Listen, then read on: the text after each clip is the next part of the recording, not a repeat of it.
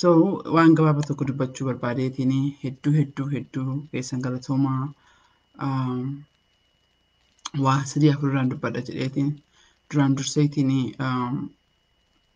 har'a Atlaantaarraan deemee jedhee bakka biraa karaarra hin jira. So yoo na bilbilaa jiraattan na barreessaa jiraattan isiniif deebisuu hin dandeenye dhiifama ammayyuu akka tasaa neetworkii gadhee jennaan isiniif dubbadhaa jira. Garuu guyyaa 2-3 keessatti hin deebi'a. Yeroo saniif isiniif himaa jechuu barbaadeetiin neetworkii rakkina qabaachuu karaarra jiraachuu akkasumas immoo sanbata kana karaa Koloraadootii fi Poortlaand dhufaa jira. Achitti wal garraa jechuudha guyyaa sa'aatii murtaa'eef illee taatu. Lammata immoo waraqaa jimaata ba'e kana waraqaa jimaata ba'e kana irratti akka hedduun keessan gammaddan abdiin hin qaba. Gaariidhaan illee hedduun gammadee jedhee yeroo naaxanyaan akkanatti nu gootu kana keessatti warri kun haqarra dhaabbachuun jaraabaa guddaadha. So kanaafiyyuu keessattuu kan hin galatoonfachuu barbaadu warra ollaa keessa jiru. Ijoollee cimtuu mana barumsaa keessa jirtu fakkeenyaaf Tishoo fa'aa, Booniyaat fa'aa, Ayyuun Boosnitii asirratti oofa jirti. Akkasumas immoo kan wanna kana dhugumaan dalagaarra oolche jedhe mallaqa kabaasee waan mara godhee jedhee ijoollee taask foorsii irra jirtu jechuudha. Nama hin gaddaama kelloo irratti waliin dhufneetiin jirraa garii nama 9. So warra kanneen illee hedduu galatoonfachuun barbaada. Kanaafiyyuu ani kireeditii afoo haa ba'u malee ka dalagaa jiru warra kanaa keessattuu kana darbee warroota koomunitii irraa himaati. Koongresoonni 20 sun maqaa ida'aman samiirra dhuftee hin goone. Tokko warri tokko koongresii dubbisee hin beekne, tokko dubbisee hin beekne godhee mootummaa Ameerikaa gatti dhiyaatee hin beeknetu barreesseetiin barreessaan jaraa sun bu'aarra oolchee jira. Bu'aarra oolchee agartanii jirtan jechuudha. Kanaafiyyuu akka humna qabnu hin agartan. Amma kun naaxanyoon ammoo maraattee kaatee jirti. Maraattee garaa gubattee jirti waraqaa kana. So wanni hin gochuu isin jechuu barbaade. Koongiresiin keessan saayin godhee dhabaatee waraqaa kanatti hunda jira galatoomaa akkanaa jettanii barbaada. Galatooma xalayaa kana itti ergaatii fuudhaatii itti ergaa xalayaan kana bahee jira. Kanaaf hedduu galatoomaa. Xalayaan kun bahuun kuni akka mootummaan Ameerikaa karaa haqaarra jiru ummata bira akka jiru sagaleen ummataa akka bu'aa qabdu mootummaan naaxanyaa kuni kan abiyyiin deemaa jiru mootummaa guyyaa laakkataa jiru ifa waan godheef hedduu galatoonfachuu barbaachisan. Ila ilaala feesbuukii irra callaa ta'inne waa katabnee odeessinee otoo hin ta'in wanni nu mootummaa biratti goonu akkas qofaa miti bara iyyuutti illee hojii guddaa godhanii jira warra iyyuu. Imbaasaadoroonni iyyuu waan muumichaan jette qabatamaan beekna. So gochaan nu godhaa jirru bakka malattu bu'aa guddaa godhaa jira. Kanaafiyyuu ka'ama waraqaa jimaata bahee fi warroonni gootan marayyuu jechuudha. Please galatoomaa jedhaani. Because kuni ka jalqabaat akkuma isin jenne. Waraqaan kun bahiinsa duratti haasaa guddaarra turre. Hin baasnu ka jedhu. Maa yoo jettanii yoo baasne jenne bineensi beelee kuni kan mallaqa limitlasii qabu kuni warra kan adeemsuuf akka deemu shakkii hin qabnu turre. Maa hojjettan koongresoota asiin dura akkuma tasaa twiitii nu wajji godhanii dhaabbatan tokko maal akka godhan hin beeknaa miidiyaa Ameerikaa waan godhan hin beekne jennaa. Kanaafiyyuu warri kuni akka dhiibbaa guddaarra jiru irra gahuuf deemu jechuudha waan waraqaa kana isaan irra godhanii fi yeroo namuu bara filannoo waan ta'eef kanaafiyyuu please sagaleen keessan itti hidhattanii dubbatuun keessan afaan beektanii dhaabattanii waraqaa beekana print gootanii achitti fidanii yoo koongiresiin keessan maqaa irra jiraate already galatoom. Amma kaadha koongiresiin misoota tokko maqaa dha'uun barbaadu maqaa isaa mee yaadadhee jedhe dafee baanee isinitti meen jedha. Amma 24 kanatti baaseetiin nuuf ergee jira. Abbicha sanii ergeetiin eenyu akka ta'e jalaa badee. Okay. Irina Akaadha. Particularly in beektaa abbaa sun dubbachuun barbaadnee keessaan nuuf ergitee jirta. Waraqaa baasuu hin dandeenyu akka durii because itti iyyamte warri kun itti iyyama. Kanaafiyyuu ka boru goonuuf ka guddichaatiif galanni keessan hadha barbaachisaadha. Dhugaa Rabbis ni jedha. Galanni keessan yoo wanni jimaata ba'e gaarii jettan uummata keenya hamilee ta'e jettan keessattuu mootummaa nafxanyaa kanaaf ammoo lubbuutti fide godhe jettanitti amantan taate amma dalagaan isin jirti. Dhageeffattanii kana sheer godhuu qofaa miti. Sheer godhuun bareeda garatooma. Garuu kun beauty contest miti yookiin ammoo dorgommii beekumsaati miti kun. Wanni ani isiniin jedhaa jiru waan isin godhuu qabdan. Wanni sun maalidha? Koongiressii keessan bira dhattanii, senatortoota keessan bira dhattanii, xalayaa kana qabdanii dhattanii, xalayaa Amnesty International ka print godhanii dhattaniitiin warra koongiressiidhaan galatooma. Sigalee akkanatti mootummaan kun amantaan nama walitti naqee nama ajjeesutti jira. Mootummaan kun mootummaa shoror keessaati jettanii itti himuu qabdan. Ka boru karaarra jirutu isiniin jedhee isinitti himee jira.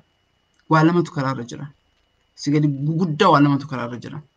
Warroonni kun akkuma amma miidiyaa warra isaati irratti amman dhagahee jedhan sigalee waan jedhaa jirtu kanarra bobba'aatee kaataa jirti. Warroota kana waraqaan kun bahee jira. Wanti akka deebisuu hin dandeettu. Nuyyuu karaa kanaaf cadhisne jenne. Waraqaan kun bahee jira deddeebina. Waraqaa kaawwan ka bahuuf jiru ammoo rakkoo waan xiqqoo nutti uumuu danda'uuf sanammoo ka sochuu danda'u isin. Barri kun bara filannooti. Ijoolleen ta'een dargaggoo yoo qabaattanii dargaggoota teessan elekshinii kanarratti akka jarri baalantiir gootu yaada gaaf tokko mee bal'inaan namni kana qarqaarinaaf barreesse maal akka godhuu qabda hin dubbadha. Ammaa fi baalantiir achirratti hidhattee filannoo irratti namoo elekshin boordii irratti akka hirmaattee jettu sagalee keenya agarsiisu sagalee keenya agarsiisu dhumaa jirra yaa obboleeyyan keenya dhumaa jirra sigalee warri kun naaxanyaan nu fixaa jirtiin beektanii kanaafiyyuu dhugaan nu bira waan jirtuu fi garuu dhugaan ofiisiitiin dubbattu. Sigalee dhugaan isiitii kaateetumaan nalaal jettu namni dhugaa sii beekuu hin danda'u dhugaa keessanii kanaafiyyuu cadhistanii mana boo'oo otoo hin ta'in please xalayaa bahe kana rabbi sodaadhaati. Waaqa sodaadhaa xalayaa kana qabaatiin koongiressii bira dhaqaa galatoomaa jedhani. Galatoomaa even dubayyuu galatoomaa jedhaa because karaan ittiin baran akkasii kun ammoo yogguu community Oromoo keessatti isin jirtanii hirmaanan hojii hirmaatu baate akka inni hirmaatu dhiibbaa godha. Ka beekee rafee qawween hin kaastuu jedhan. Ka beekee rafee nuti amma ani yeroo baay'ee dubbadhee jira. Namni ollaan beekne hin jiru. Namni dalagaa kiyyan beekne hin jiru. Yoo abbaan committing keessan beekee rafee jedhe isin itti dhiibuu qabdan. Nu hojii dalaguu hin qabu. Garuu akka inni ofii dalagu akka information seera share godhu ani sigalee waan addatti waan naa kafalamu hin qabu. Naa kafalame hin beeku. Waan ani sitti taa'eetiin sigalee ebaluun karachaa ooluu hin dandeettu. Sigalee abbaan ka beekee rafee hin beektanii community keessanii ana ollaa hojii dalaguu hin qabu garuu koongiressii dhaqee dubbisuu qabu. Waraqaan kun bahee jira. Waraqaan kun ollaan jiru. Haqaaf dubbataa kana qabatanii please dhaqaa isiniin jedha. Qabxii sadaffaa irratti warra Atlaantaa galateeffachuun barbaada. Raamis particularly kalee galgala irratti mana affeertanii akkasumas immoo ijoollee Ooyyaa, Leensaa, Ayyaanaa, Hamdiyaa warroota qophii sanbata xiqqaa irratti argamtan hundi keessanuu hedduu galatoomaa nan deebi'ee jedhaa. Akka waadaa naa galtanitti cidha guddaa qopheessina jettanii soo nan deebi'ee jira garuu ammatti hedduu galatoomaa isin jechuu barbaada. Qabxii afuraffaa irratti maqaa nama sanii mee maqaan dubbadhu garuu keessaan hin dubbadhee jira. Ilaala. Har'a nagahee jedhe wanni kun akkuma ani Oromoo falmachuu mirga qabu falmuullee dhaabuu mirga qaba. Namni sun sirrii miti akka yaada keettoo na gaafatanii jettan garuu falmachuu diduu mirga qaba. Gatii namni falmachuu dideef nama naaxanyaa wajjin hin jirre Oromoota nama haqaa basaasu jettanii maqaa namaa katabdan dhaabaa waan akkasii. Dhaabaa waan akkasii nama an beeku sirriitti nama waggaa meeqa qabsoo kanaaf hidhamee jedhe nama mootummaa waliin keessa hin jirre maqaa waraqaa bahee irratti ijoollee Shaashamannee keessatti maqaa argee jira. Nama an beeku sigalee kanaafiyyuu dhaabaa waan akkasii waraqaa kijibaa maxxansuu qofa otoo hin ta'in waraqaa kijibaa maqaa raabsuun itti gaafatamummaa namatti fedhu qaba. Sigalee maqaa nama balleessu jechuudha. Akkanatti waliin hiriyyuu sigalee nama tokko hin jaallannu maal jennaan ebaluuni Opiidiyoo, ebaluuni Shanee, ebaluuni Arsii, ebaluuni Wallagga kana kan nu fidee jiru waan akkanaa dhiisuu qabna. Dhiisuu qabnaa keessaan isinis katabee jira abbaan kanaa waraqaa sheer godhamaa jiru waa'ee ijoollee Shaashamannee irraa kan jiru gariin jira ani hin beeka at least nama tokko hin beeka kana keessa kan jirre waan akkana nama walitti naquu dhiisa. Qabsoo yoo taate qabsaa'a. Odeessuu qofaa miti nama qaama balleessuu qofa osoo hin ta'in qabsoo hin taane qabsaa'uu qabna. Bilisummaan tasaan dhuftu hin jirtu. Bilisummaan miidiyaa marti sooshaal miidiyaan dhuftu hin jirtu. Marti nu duubaa waa qabdi. Kanaafiyyuu warroonni nama nagaa xureessu jirtan irraa dabadhaa. Eenyuun qarqaaraa hin jirtan qabsoo Oromoo qarqaaraa hin jirtan. So kanaafiyyuu adabadhaa sheeriin godhinaa adda baafatan malee sheeriin godhinaa please adabadhaa. Dhugaa qabna. Dhugaa samii dhugaa gaara geettu qabna. Dhugaa ta'e naa mul'isnu. Kijiba ittiin ida'ina. Yoo kijiba itti ilaatan maal nu godha isinitti fakkaata? Amma waa'ee fakkeenyaaf waa'ee nama hedduutu waraanni Eertiraa naannoo tafeen fixee jala dhiifama. Waraanni Eertiraa naannoo Arsii Shaashmannee fi hin jira jettanii namni baay'een barreessan jirtan. Qaabatamaa ergaa jedhee jira. Wanti qaati nama 15tu na barreesse. Wanna san dhaqeessee dipaartimentii dubbisee akkasumas dhaaba wayii dubbisee jira. Kanaafiyyuu anallee kijibduu gootanii ofiillee kijibduu akka hin taane anaanatti bilbiltanii natti himina. Evidensiidhaan qopheessa ayinoo naa galaachitti dhattee waraabdee osoo hin ta'in exactly maal akkasi jechisiisee walirraa dhageettee qofa osoo hin ta'in telefoona bilbilaatiin seeraan hubadhaa maaltu evidensii maaltu jira. Waraana akkana jiraate. It doesn't matter waan jennu kan evidensii qopheessuu qabna. Kanaafiyyuu please be careful ta'a. Be careful ta'a waan jennu because yoo nama kijibaa waan tokko dubbadhee jedhee isinirraa fuudheetiin achi booda fudhataman qabu jechuudha. Kanaafiyyuu anyway galatoomaa dhiifama naagataa yaanni kiyya gorsi kiyya amma ka jiru xalaa bahee kanarratti itti baay'ee dutaa jiranii xalayaan kun haqarratti bahee jedhee xaarii hedduun as gahee jedhee akkasumas immoo hinjifannoo guddaadha.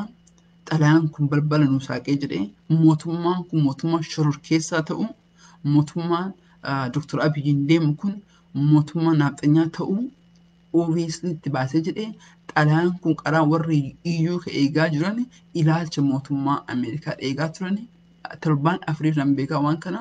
So kun amma carraa guddaa nu ta'ee jira. Carraa kan akka hin deebine immoo isin jiraattonni magaalaa adda addaa jirtan ni beektanii irratti hirmaadhaas ni jedha. Galatooma dhageeffattanii amma asirra ka jiru nama 931 dhageeffattaniin isina. Sheer gootaniin isina tarkaafii fudhadhaa bilbila ofiisan xalayaa san printi godhaa dhaqaatiin galatooma waan biraa ofan jedhina galatooma qofa jedhaani boruuf nu ta'a isin jedha. Haganaaf nagaatti yeroo biraa walgarraa karaa kamisaa akkanaatti anuu kabrin dhufa jedhee yaada qabaa yoo hin taane immoo sanbata xiqqaa Koloraadotti walgarraa sanbata guddaa maalidha? Portland dhiifama. Portland walgarraa guyyaa 2-3 rafne soo dhiifama naagata sanbata guddaa Portlanditti walgarraa. Oromoo community'n Portland hedduu galatoomaa isinin jedha. Because gaaf duraa mallaqa yeroo 5-6 daa'u baay'ee nu gargaartanii mallaqa keessaniin hojii kana jalqabnee jennee jalqabarraa hamilee nutti hortanii koomitii cimaa akkasii hin agarre baay'ee na boonsitanii. Waraqaan kun single handedly eenyurraa dhufe yoo jenne waraqaan xaariitti goone kunoo dhufe eenyurraa dhufe yoo jenne community Portland. Community Portland mallaqaan 50 ol 60 ol qofa osoo hin ta'in kan nu kennani duuba deebi'aniitiin waa hedduu cuma dubbachuun barbaanne because waan karaarra jira waraqaa kataban kan osoo hin ta'in gara biraatiin illee godha waa hedduu jira. So baay'een galatoomaan jedha baay'ee na boonsitanii fakkii community akka Portland ta'a.